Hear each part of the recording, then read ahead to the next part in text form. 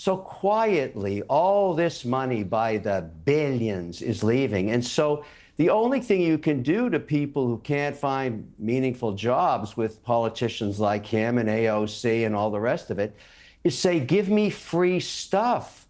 Give me free bus rides. Give me free subway. Give me free food. Don't make me work, just like we did in the Soviet Union and in North Korea. Well, we know how that ends very, very badly.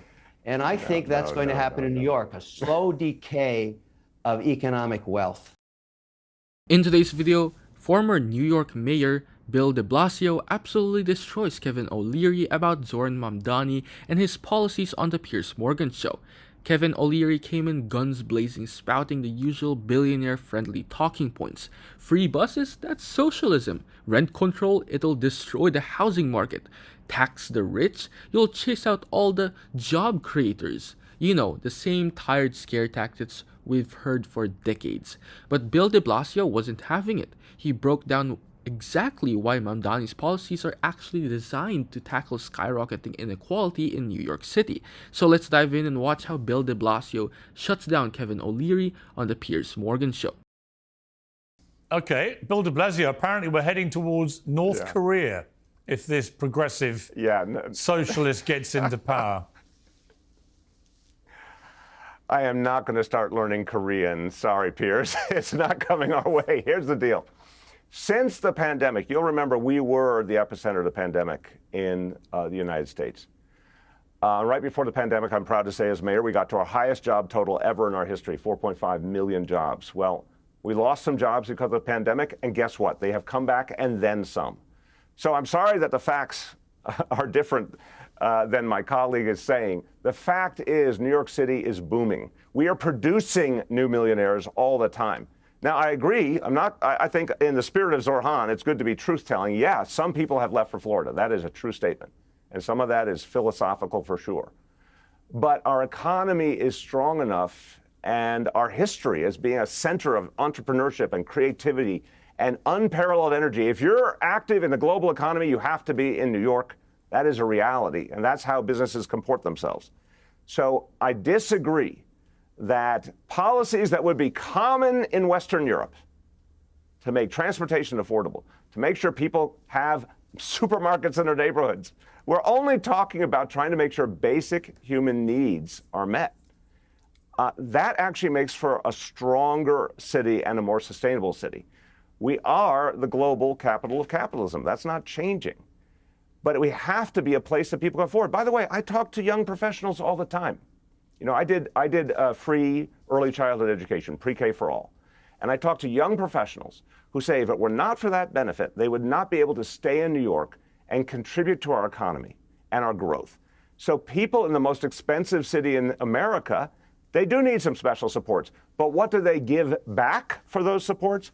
They help us create an incredibly vibrant economy. Where are you going to find a single city with over 4.5 million jobs anyplace else? And so I just think this sky is falling mentality. We've heard it. We heard it after 9/11. We heard it after the recession. We heard it as COVID hit that New York City was going to be over. And you know, what are we going to do? But guess what? Property. Look at rents. Look at property values higher than ever. Doesn't that say something about how much people want to be here? Okay, Kevin. So Kevin, you're a doom monger, painting an apocalyptic picture, which many people have done over the years that never materializes. No, I'm not a doom monger. I'm just dealing with facts. What's the highest tax rate you can possibly get in the United States of America? New York City. Where is the lowest value for your taxes? New York City. And in terms of being the only place on earth where capital is flowing to, au contraire, mes amis, let's go to Abu Dhabi, let's go to Doha, let's go to London, England, let's go to Switzerland and Zurich, where all the competition's occurring. New York is not the only place you can put money to work. And look, I love New York City. I have family there. I choose not to live there. I choose not to pay taxes there. I choose to see the Rockettes. Now, Kevin O'Leary came in hot with his usual fear-mongering. Oh no, free buses, free pre-K, next stop, North Korea. Like, come on, man. We've heard these tired lines 1,000 times. It's the same broken record conservatives play every time someone proposes literally anything that helps regular working people. Bill de Blasio, though, he came in calm, factual, and honestly way more in touch with the reality of New York City than Kevin's billionaire daydreams. Bill pointed out that before the pandemic, New York City hit its highest job total in history, 4.5 million jobs. And since then, not only have those jobs returned, the city's economy has continued to grow. Meanwhile, Kevin O'Leary keeps pushing this myth that everyone is fleeing New York City in droves for Florida. Yes, some rich folks leave, but New York City still has record high property values and rents, and a booming population of young, talented professionals. And let's talk about those free services Kevin loves to slam.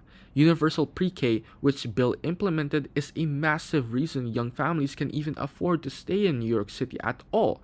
Instead of viewing these programs as handouts, they're investments that pay off in the form of a more educated, more stable workforce, which actually benefits the entire local economy and even the business community Kevin claims to care so much about. And just think about what this means when people sail up the Hudson years and years, decades ago, to be free from abusive taxation, only to find her there in the most heavily taxed, most difficult policy, most anti-business environment in the United States. That is not the American dream. The Statue of Liberty represents the American dream, and now she's dealing with the American nightmare in terms of policy. I am not the only person that feels this way. I am not a doom-monger, but I'm saying watch out, New York. There's plenty of competition domestically in states like Texas and Florida, and internationally as we digitize the economy. I would be very concerned if I were in New York City watching this kind of policy. I have no qualm about the success this politician's had. He's played it perfectly, but there's a cost to bad policy. I don't make money with politicians. I don't care. They come and go. This guy's going to be gone soon too. But the slow erosion of the competitiveness of New York State and New York City is evident to capital from all around the world. And I'm just one voice pointing it out. I don't see doom. I'm going back to New York next week. I love it. I'll make damn sure I'm not there 6 months in a day, though. Kevin, just quickly on the question of the fact that he's a Muslim, it does seem to have brought out the worst in certain people, talking about 9/11 and all this kind of thing. And yet, as I was talking to Bill earlier, it was very striking that in the stampede of young people who raced to vote for Mamdani, many of them were young Jewish people. So they clearly don't have any problem with him being a Muslim. What do you make of the attention around his religion? Listen, I believe one of the reasons America's so successful is we allow every religion. You can pray to any God you wish, and that's so valuable. You only realize how much you want that when you go to a place where you can't do it. But I don't. Look, he can be any religion he wants. It's his policy I care about. And I have lots of Muslim friends and lots of Muslims working for me. I respect that religion. I really do, as I do the Jewish religion, as I do the Catholic religion, of which I'm a member, Irish Catholic. It doesn't get any tougher than that. And so, to me, that is not what we're talking about here. It may have some resonance in terms of people's concern, or if there's some way don't like him because of it, that's just wrong. That's un-American. Listening to Kevin O'Leary talk, you'd think New York is just one tax hike away from turning into some Mad Max-style wasteland where billionaires are running for the border. He loves to paint this picture of New York City as this anti-business nightmare. But let's be real, New York City is still the top global center for finance, tech, culture, media, you name it. In fact, it continues to break venture capital records and attract new startups and big businesses every year. That's not exactly a sign of an economy in slow erosion.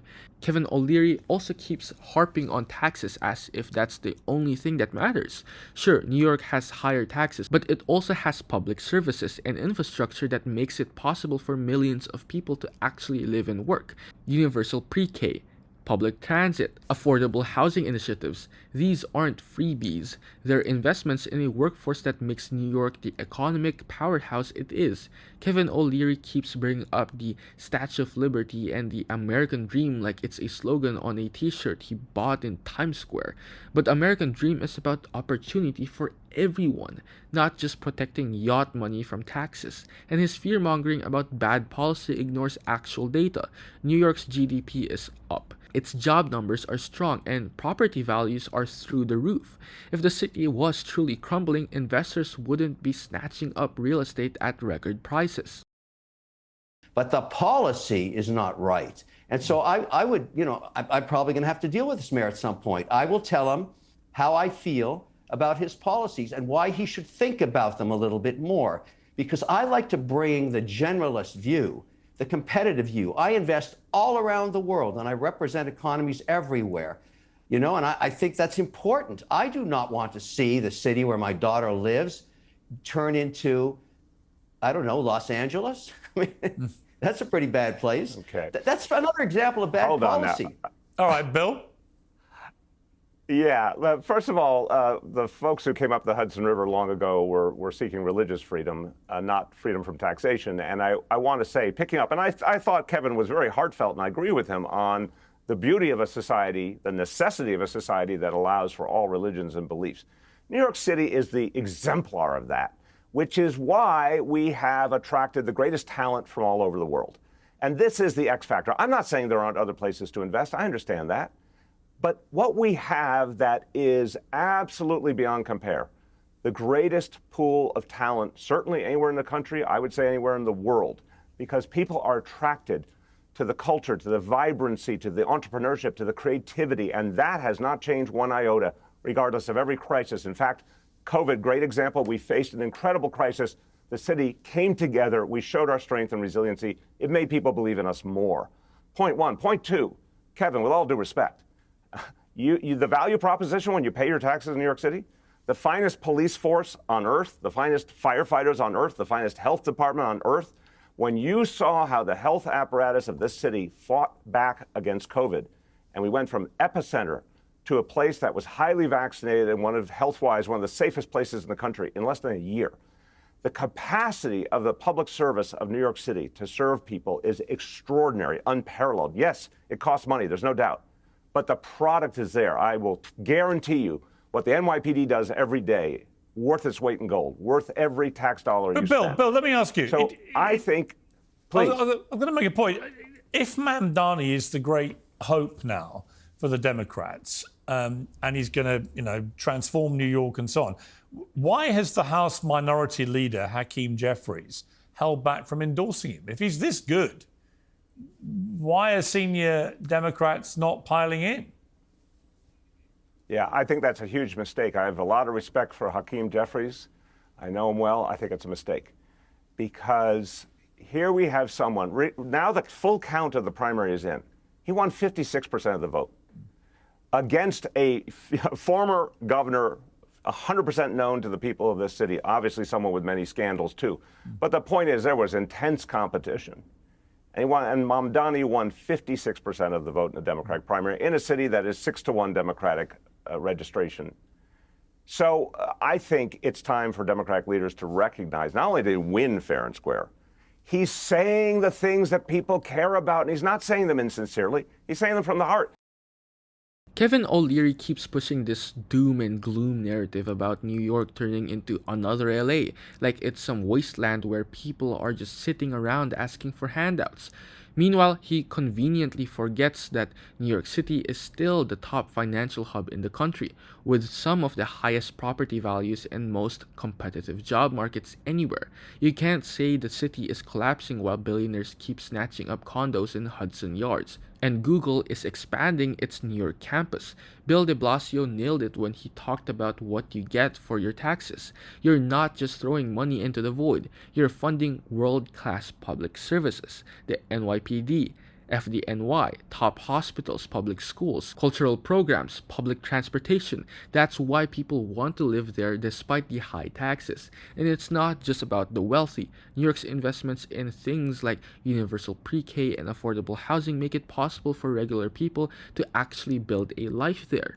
Kevin O'Leary talks like there's some moral failure in providing accessible transit or supporting public health, but studies consistently show that strong public services boost long-term economic growth. For example, universal pre-K that Bill de Blasio championed actually increased parental workforce participation and improves future student outcomes. Do you want a strong competitive city? You invest in your people, not just in tax cuts for hedge fund managers. Pause. Are you getting tired of getting half the story from biased news sources? One outlet says one thing and another says the complete opposite. How are you supposed to know what's actually true? That's where ground news comes in. It lets you compare how different media outlets, left, right, and center are covering the same story. So you can see the full picture instead of just the echo chamber. And here's the best part. Click the link in the description and get 40% off the Vantage tier, which gives you even deeper insights into media bias and political trends. Stay informed, think for yourself, and check out Ground News in the description down below.